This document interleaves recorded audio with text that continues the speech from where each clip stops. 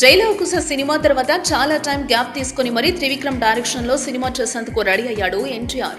ఈ సినిమాలో కొత్త లుక్ లో కనిపించాలని యంగ్ టైగర్ ముందు నుంచే ప్లాన్ చేసుకుంటూ వస్తున్నాడు.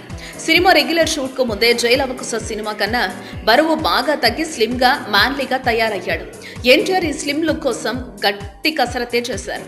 3 నెలల్లో దాదాపు 20 కేజీల బరువు తగ్గాడు. ఇంత తక్కువ టైంలో అంత బరువు తగ్గడం ఆషామాషి ఏం కాదు.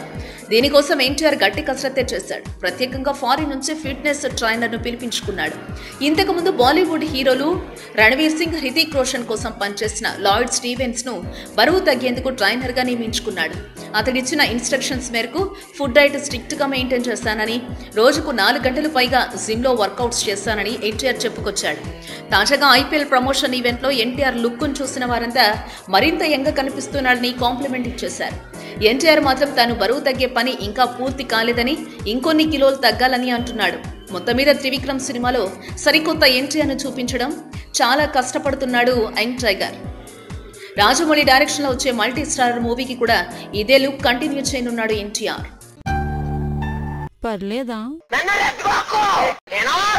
భరత్ అనే నేను ఆ లోపల ఏం చేస్తున్నాడు అంటావు?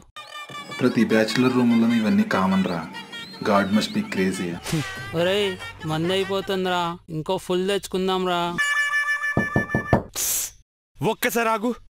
ఏంట్రా? అయ్యో బాబా.